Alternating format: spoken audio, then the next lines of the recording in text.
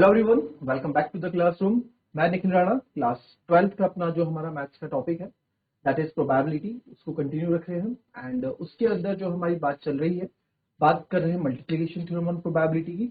इससे पहले वाले लेक्चर में आपने देखा कि हमने कंडीशन प्रोबेबिलिटी के भी कुछ क्वेश्चन किए थे और मल्टीप्लिकेशन थ्योरम ऑन प्रोबेबिलिटी पे भी क्वेश्चन कर रहे हैं। तो फिलहाल टॉपिक तो चल रहा है मल्टीप्लिकेशन थ्योरम ऑन प्रोबेबिलिटी का, तो उस पे बेस्ड क्वेश्चन हम आगे कंटिन्यू करने वाले। तो चलिए अपने आज का पहला क्वेश्चन शुरू करते हैं और ये है find a die is toss thrice.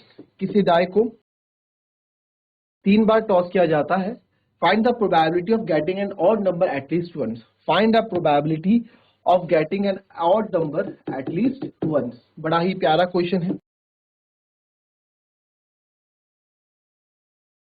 क्या बोला है कि सर डाई को 3 बार टॉस किया गया, फाइंड द प्रोबेबिलिटी, प्रोबेबिलिटी बताओ of getting an odd number at least one. तो यार थ्राइस बार ये वर्ड आपने पढ़ा, थ्राइस ये वर्ड पढ़ा आपने, थ्राइस की डाई को हमने 3 बार टॉस किया। थ्राइस तो यानी कि मल्टीप्लिकेशन थ्योरम ऑन प्रोबेबिलिटी यहाँ पे लग रही है, क्योंकि यहाँ पे गिवन दैट अभी तक नहीं दिया। तो जितना हमने अभी तक पढ़ा है उसके अकॉर्डिंग ये मल्टीप्लिकेशन थ्योरम ऑफ प्रोबेबिलिटी का क्वेश्चन है। ठीक है, तो प्रोबेबिलिटी बताओ कि ऑड नंबर एटलीस्ट एक बार तो ऑड नंबर है, ऐसी क्या क्या पॉसिबिलिटीज बनने वाली है। ठीक है, तो बहुत अच्छा और इजी क्वेश्चन, इजी भी नहीं बोलूंगा बट अच्छा एक क्वेश्चन है ये। ठीक है, मैंने बोला था जितना छोटा क्वेश्चन होता है उतना ज्यादा टफ होता है करने के लिए, जितना बड़ा क्वेश्चन होता है उतना इजी रहता है करने के लिए, है ना। तो ये जितना छोटा क्वेश्चन है थोड़ा हिला देगा क्वेश्चन, छोटा पैकेट बड़ा धमाका है। चलो फटाफट कर डालो इस क्वेश्चन को, जरा कुछ सैंपल स्पेस बनाओ, सैंपल स्पेस बनाओ। चलो देखो, चलिए आइए देखते हैं इस क्वेश्चन को कैसे करेंगे। अब देखो यार, हमारे पास सैंपल स्पेस है, डाइस कॉस्ट टॉस थ्राइस, यानी कि सैंपल स्पेस क्या हो गया 6 की पावर 3, यानी कि 216। टोटल आउटकम्स कितने हो गए हमारे पास, टोटल आउटकम्स कितने हो गए 216। This is the total outcomes, right now. अब यहाँ पे देखो, आप यहाँ पे क्या हम कर सकते हैं। अच्छा, 3 डाइस रोल किए ना, 3 डाइस रोल किए, चलो 3 डाइस रोल करते हैं। 3 डाइस रोल किए, 1 2 3। अब यार इसका सैंपल स्पेस तो मैं बना नहीं सकता 216 बार, दिमाग खराब है क्या, पेपर खत्म हो जाएगा जब तक तुम 216 आउटकम्स बनाओगे ना, आधा टाइम चले जाएगा पेपर का। तो हम यहाँ पे थोड़ा स्मार्ट वर्क करना पड़ेगा। अब ये डाइस जो हमारे पास है, क्या पॉसिबिलिटीज इन डाइस के पास, क्या क्या आने की पॉसिबिलिटीज है। 1 आ सकता है, 2 आ सकता है, 3 आ सकता है, 4 5 आ सकता है, 6। इसका भी 1 2 3 4 5 और 6। इसका भी 1 2 3 4 5 और 6। ये इनकी पॉसिबिलिटीज है 1 2 3 4 5 6 लाने की। ठीक है, तो ये 3 डाइस हम रोल कर रहे हैं सर। हमने यहाँ पे 3 डाइस रोल की, 1 2। तो पहले इवेंट लेट कर लेते हैं। ई क्या है, ई जो हमें निकालना है, ई क्या है, find the probability of getting, क्या getting an odd number at least one. ठीक है, ई क्या है हमें निकालना है sir, probability of getting an odd number at least once. यार एटलीस्ट वंस मतलब आपको बताया था एटलीस्ट कम से कम एक बार तो आ जाए, 2 बार आए तो भी चलेगा, 3 बार आए तो भी चलेगा, बट कम से कम एक बार तो आना चाहिए, एटलीस्ट एक बार तो आना चाहिए। तो एटलीस्ट एक बार भी गिना जाएगा, 2 वाला भी गिना जाएगा, 3 वाला भी गिना जाएगा। एटमोस्ट 1 होता तो एटमोस्ट 1 में आप एक गिन, है ना। जैसे हम बोलते भाई एटलीस्ट, एटलीस्ट 2 नहीं यार, एटलीस्ट कम से कम तू तो मेरी पार्टी में आ जाना। एटलीस्ट आपके मम्मी पापा नहीं आए बट एटलीस्ट यार तुम तो कम से कम आ जाना। मम्मी पापा आ जाए तो बहुत अच्छी बात है, बट एटलीस्ट तुम तो आ जाना। या फिर हम बोलेंगे भैया एटलीस्ट अगर 5 बच्चे क्लास में होंगे तो ही मैं नया टॉपिक शुरू करने वाला हूं। तो एटलीस्ट मतलब एटलीस्ट 1 बोला है तो 2 और 3 के तक भी हो जाएगा। हाँ, एटमोस्ट का रिवर्स हो जाता है कि ज्यादा से ज्यादा एक आना चाहिए घर से। इतना ज्यादा खाना नहीं, इतना ज्यादा पंगत नहीं बिठा रखी मैंने कि तुम सबको ले आओगे, ज्यादा से ज्यादा घर से एक आदमी आएगा मेरी पार्टी में, तो एटमोस्ट 1 हो गया वो। ठीक है, तो ये एटलीस्ट एटमोस्ट का फंडा रहता है। अब आ जाते हैं इसमें। तो सर अब ये है, तो सर यहाँ आपका क्या आ सकता है, यहाँ मेरा ऑड नंबर भी आ सकता है, यहाँ मेरा ऑड, यहाँ भी ऑड आ सकता है। मान लो यहाँ कंडीशन तो कुछ भी बन सकती है। ठीक है, और यहाँ आ गया मेरा इवन, यहाँ ऑड इवन, ये भी वो कंडीशन को फॉलो कर रहा है सर, ये भी कंडीशन को फॉलो कर रहा है, और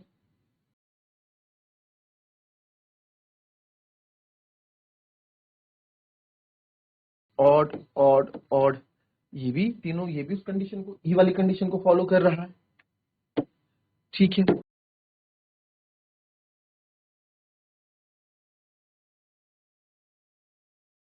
इवन इवन इवन, ठीक है, इवन इवन इवन, हाँ इवन आ सकते हैं।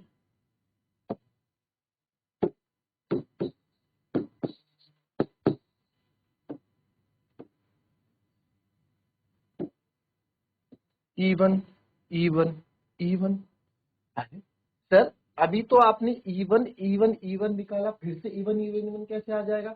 क्यों क्यों नहीं आ सकता भाई? इस डाइस में कितने इवन है?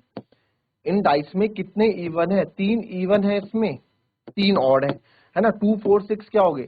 3 तो इवन हो गए, 3 ऑड हो गए, इनमें सब में 3 इवन हो गए, 3 ऑड हो गए। 3 क्योंकि 2 4 6 इवन हो गया, और 2 3 5 क्या हो गया?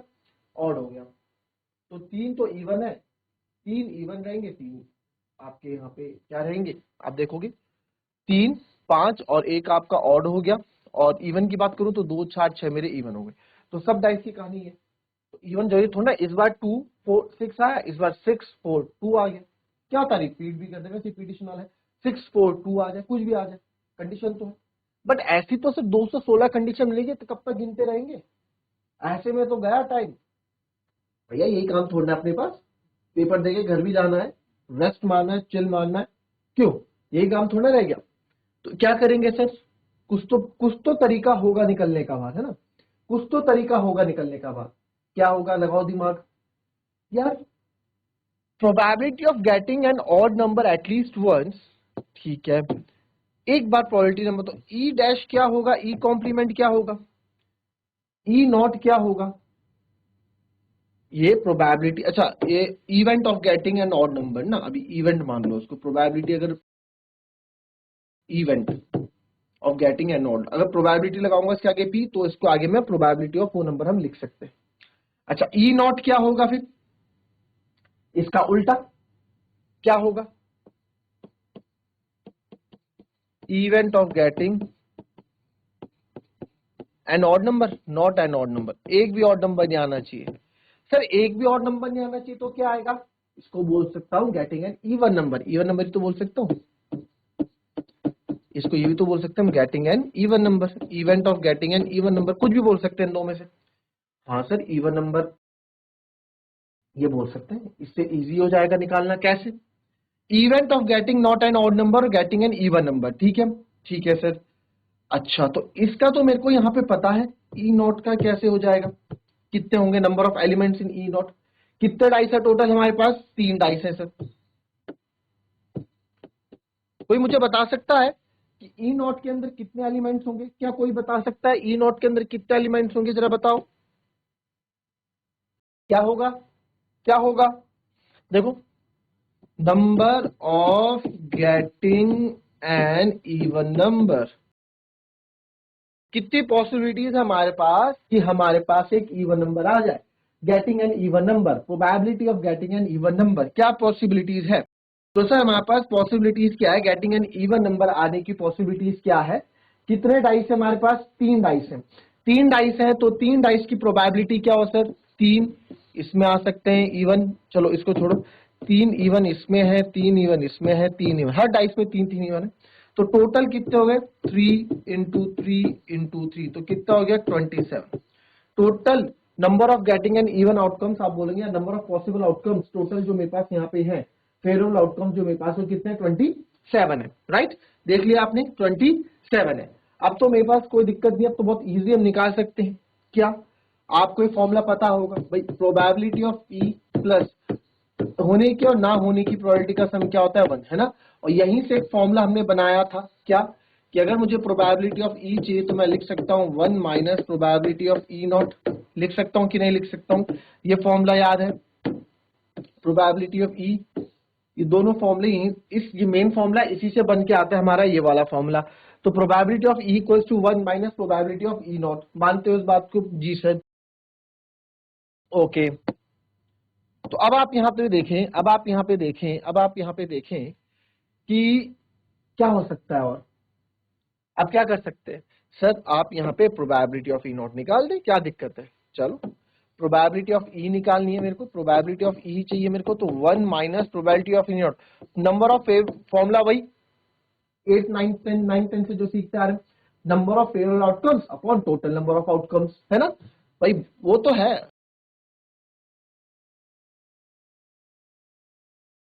भाई, फॉर्मूला वो मेन फॉर्मूला है, वहां से जड़ उत्पन्न हुई है प्रोबेबिलिटी की, है ना। हर एक के घर में भाई दादा होते हैं, परदादा होते हैं, तो वो यही है, दादा परदादा, प्रोबेबिलिटी का दादा परदादा यही है।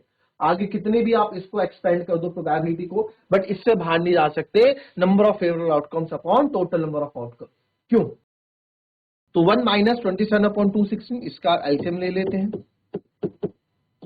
216 एलसीएम आ जाएगा, 216 इंटू 216 माइनस 27, तो 216 में से 27 माइनस करोगे, देखो 16 में से 7 गए 9, ठीक है, और 10 में से 2 हो गया 8, और ये हो गया 189, यही तो हुआ। तो यह 189 और यह आ गया 216, ठीक है। अच्छा, मैं एक बार चेक कर लेता हूं जरा, 8 और 1 9 और 9, यस 9 से जाएगा।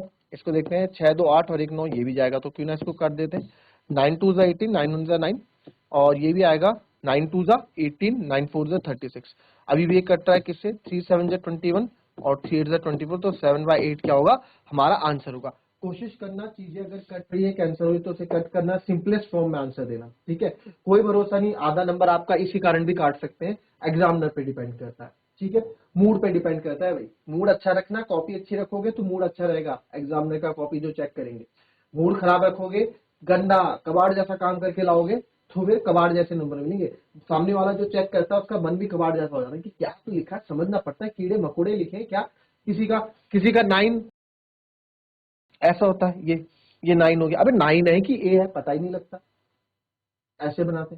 कहाँ की जगह बचाते हो? अरे भाई, सीबीएसई दे तो रही है कॉपी, भर भर के लिखो, क्या दिक्कत है, बड़ा बड़ा लिखो, ठीक है। चले, क्लियर? ये क्वेश्चन अगर किसी को समझ में ना आए तो पूछ सकता है कि सर ये चीज समझ में नहीं आई, इसको बता दीजिए। तो ये आ गया जी आपका आंसर, ठीक है। अब बढ़ेंगे दूसरे क्वेश्चन की तरफ। बड़ा अच्छा क्वेश्चन था, अच्छा क्वेश्चन था, अच्छा कॉन्सेप्ट था, ठीक है, अलग क्वेश्चन था आपका, इसको कॉपी कर लेंगे। चलिए नेक्स्ट क्वेश्चन पे आते हैं।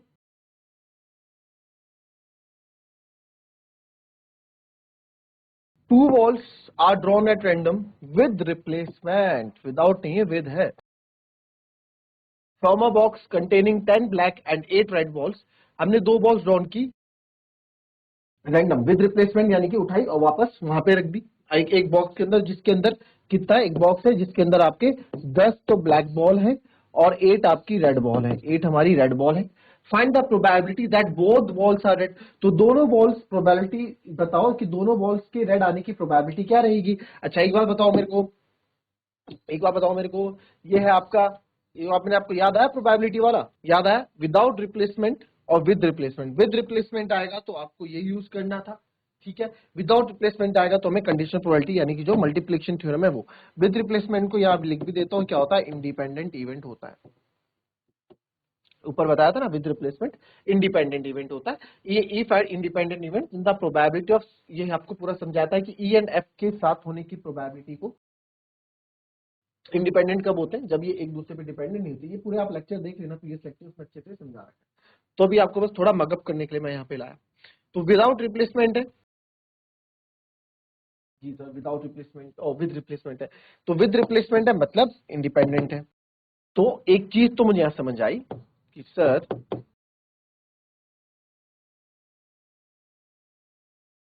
विद रिप्लेसमेंट है तो क्या हो गया, इंडिपेंडेंट इवेंट हो गया। क्या हो गया, इंडिपेंडेंट इवेंट हो गया।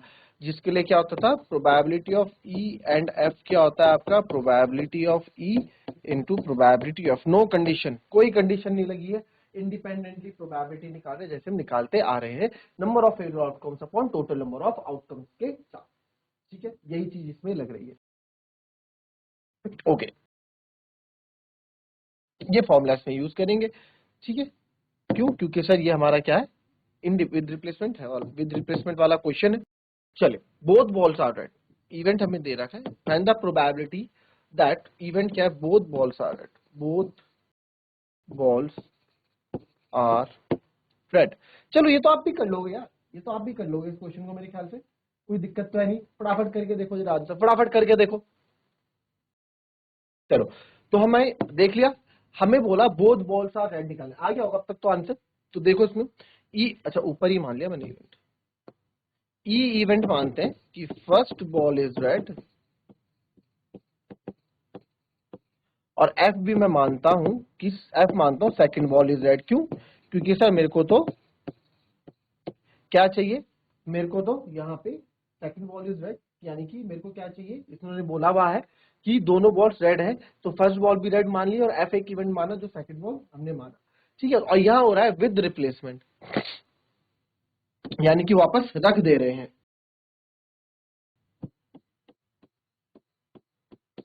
तो probability of E and F की बात मैं करूं तो प्रोबेबिलिटी ऑफ ई इंटरसेक्शन यानी probability of E into probability of F. तो सर प्रोबेबिलिटी वो first ball is red, red आने की प्रोबेबिलिटी क्या है sir, number of favourable outcomes upon total, 10 और 8 18, कितने मेरे पास 10 और 8 18 है, तो ये हो जाएगा 8/18 सर। प्रोबेबिलिटी ऑफ एफ भाई विद रिप्लेसमेंट है, रिप्लेस मतलब क्या होता है बच्चों कि सर रखा रिप्लेस, वहीं पे रिप्लेस कर दिया, यानी कि अगर पहले हमने बॉल जो निकाली वो हमने वापस वहीं पे रख दी, तो दूसरे पे इसका कोई असर नहीं पड़ा, दूसरे के लिए भी वही पहली वाली सिचुएशन आ गई। देखो समझो इसका मतलब क्या होता है, ये बैट था ना, ये बैट था, ये मेरे पास 10 ब्लैक बॉल थी, 8 रेड बॉल थी, पहले वाला बंदा आया, पहले वाले बंदे ने मान लो रेड निकाल दी एक, है ना, रेड बॉल उसने निकाल दी, तो अब उसके रेड आने की प्रोबेबिलिटी कितनी थी, उसकी तो 8/18 थी, चलो कोई बात नहीं, कोई सी भी बॉल निकल जाए 8/18 उसकी प्रोबेबिलिटी। अब यहाँ पे जो अगर केस क्या हो गया, अब यहाँ पे 10 तो ब्लैक रह गई और 7 रेड रह गई, तो टोटल 18 की जगह कितनी रह गई, 17 रह गई। ये कब का केस है, जब उसने निकाल दिया, बट वो बोल रहे हैं कि उसने निकाल के ना वो बॉल वापस रख दी। सर इतना लंबा तो कहीं नहीं बोला, बॉल निकाल के वापस रख दी, अरे ये है ना विद रिप्लेसमेंट, इसका मतलब यही तो होता है कि रिप्लेस करके वहीं पे रख दी, विद रिप्लेसमेंट कि रिप्लेस करके बॉल वहीं पे रख दी जहां पे थी। तो यानी कि जो जो इसने रेड बॉल निकाली थी से इससे वापस वहीं पे रख दी, तो यार जो दूसरा बंदा आएगा उसके लिए भी तो सेम कहानी बनी ना, उसके लिए कोई असर पड़ा नहीं पड़ा, विदाउट रिप्लेसमेंट वाले में असर पड़ता है, इसलिए वहां पे कंडीशन लग जाती है, इसलिए वहां पे कंडीशन प्रोबेबिलिटी वाला फॉर्मूला भी लग जाता है। ठीक है, तो यहाँ पे ऐसा, इसमें कुछ ऐसा है नहीं, तो प्रोबेबिलिटी ऑफ एफ यहाँ पे हो जाएगी आपकी कितना, ये भी 8/18 हो जाएगा, क्योंकि कोई फर्क है नहीं पड़ा नहीं, तो ये हो जाएगा 8। आप इसको सिंपलेस्ट फॉर्म में ले आओगे, तो सिंपलेस्ट फॉर्म में कैसे लाएंगे जरा देखिए, इसको काट दो, और 2 4 जा 8, 2 9 जा 18, ये भी 2 4 जा 8, 2 9 जा 18, तो है 4 4 जा 16, और 16/81 हमारा आंसर आ गया, 16/81 आंसर आ गया, कोई दिक्कत नहीं, इजी था, देख लो एक बार। चलिए मूव करते हैं सेकंड वन पे। First ball is black and second is red, क्या बोला है उसने कि सर फर्स्ट बॉल आपकी ब्लैक होनी चाहिए और सेकंड बॉल आपकी रेड होनी चाहिए, यहाँ पे बोला, तो फर्स्ट बॉल इज ब्लैक मतलब ई इवेंट मान लेता हूं, first ball is black and F एक इवेंट मान लेते हैं कि सेकंड बॉल जो हम ड्रॉन कर रहे हैं, second ball drawn is red. ठीक है, तो कोई ज्यादा दिक्कत है नहीं इसमें। Probability of E and F क्या हो जाएगा बच्चों, probability of E into probability of F. तो फर्स्ट बॉल ड्रॉन ए रेड ब्लैक आने की प्रोबेबिलिटी कितनी थी, ब्लैक बॉल 10 थी अपॉन 18, और रेड आने की प्रोबेबिलिटी कितनी है सर, 8 बॉल रेड थी, कितने में से 18 में से, तो कोई ज्यादा फर्क इसमें पड़ेगा नहीं, तो आप यहाँ का जो कट हो रहा है कट कर देंगे, ये हो रहा है 2 9 जा 18, 2 5 जा 10, 2 4 जा 18, 2 4 जा 8, 2 9 जा 18। तो जब इसको फाइनल आंसर लिख देंगे तो probability of E and F जो आपका आ जाएगा 5 4 जा 20, 9 9 जा 81, तो 20/81 हमारा क्या आ जाएगा, इसका आंसर। क्लियर है, देख ले। चलिए, कॉपी कर लिया वाला पार्ट भी आप लोगों ने। Now move to third part.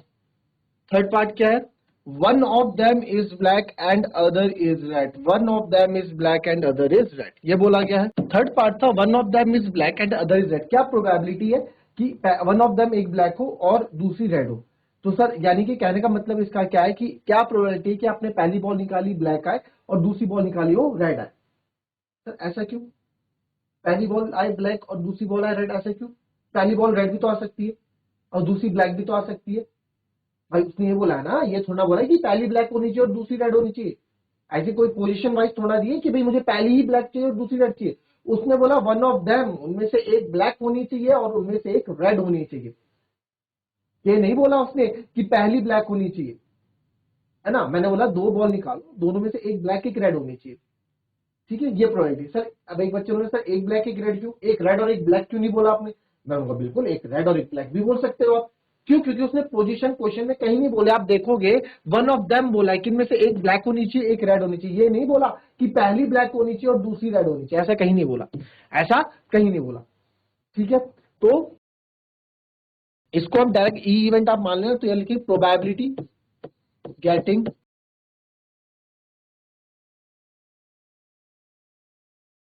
First ball is black and other is red या second is red plus probability of getting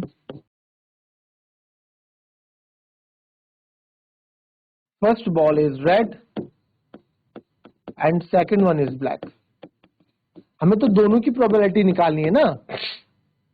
उसने हमसे पूछा कि भाई क्या प्रोबेबिलिटी है कि पहली वन ऑफ देम एक ब्लैक आए और एक रेड आए, हम दो बॉल जब निकालें तो उनमें से एक ब्लैक आए एक रेड आए, क्या प्रोबेबिलिटी है भाई? एक ब्लैक आए और एक रेड आए, या फिर एक रेड आए पहले और फिर दूसरी ब्लैक आए। तो हमें तो दोनों को कैलकुलेट करके चलना पड़ेगा ना भाई। ठीक है, तो probability getting first ball black हो जाएगा, फर्स्ट बॉल ब्लैक की आने की probability, sir first ball black आने की प्रोबेबिलिटी आपकी 10 बॉल थी 10 आउट ऑफ 18 और सर यहाँ 8 रेड थी out of 18 plus first getting ball is red, तो हो जाएगी 8/18 और सर ये हो जाएगा 10/18। कोई दिक्कत नहीं है, बात तो वही है एक तरह से, है ना। सॉल्व कर देते हैं इसको फटाफट। तो सर ये हो जाएगा आपका 2 9 18, 2 5 10, 2 4 8, 2 9 18, 2 4 8, 2 9 18, 2 5 10, 2 9 18। बात एक ही आएगी घूम फिर के। तो 5 4 20/81 प्लस 20/81, तो इसका फाइनल आंसर आप देख सकते हैं 40/81। क्या आ जाएगा? 40/81 आ जाएगा, राइट। कोई दिक्कत किसी को? देख लो एक बार। ठीक है, अब यहां पे अगर मैं ना इसमें अगर आप प्लस ना लिखना चाहो, एक चीज और बता दूं, यहां पे वो यूनियन काम आएगा आप, ये आपका यूनियन काम आएगा, मैंने बताया था ना। अब देखना इंट्रोडक्शन क्लास में, यूनियन मतलब होता है आपका और, या तो ये आ जाए और ये आ जाए, इसमें होता है प्लस। और इंटरसेक्शन मतलब होता है आपका एंड, ये दूसरे वाला एंड, यानी कि इसमें हो करते हैं मल्टीप्लाई। ये आपको पहले ही बताया। ठीक है, आप लिखना चाहे तो यूनियन करके भी लिख सकते हैं, अदरवाइज आप यहाँ पे प्लस लिख दो, कोई दिक्कत नहीं। प्लस भी लिख दो जैसे मैंने लिखा था, वो भी लिख दो, कोई दिक्कत नहीं। और लिख दो, और लिख दो, कोई दिक्कत नहीं। तो ये कंडीशन यहाँ पे छोटी मोटी आया था तो मैंने आपको बता दिया। ठीक है, अदरवाइज इतनी कोई बड़ी बात है नहीं। तो मिलेंगे आपसे अपने कल की नेक्स्ट क्लास में कुछ नए क्वेश्चंस के साथ, और उसके साथ हम करेंगे स्टार्ट बेस थ्योरम। तो ज्यादा से ज्यादा एक लेक्चर और रहता है हमारा मल्टीप्लिकेशन थ्योरम ऑन प्रोबेबिलिटी का, उसके बाद हम बात करेंगे अपने बेस थ्योरम पे। ठीक है, तो मिलते हैं आपसे अपनी नेक्स्ट क्लास में, तब तक के लिए be happy, be healthy and be safe. Thank you and have a nice day.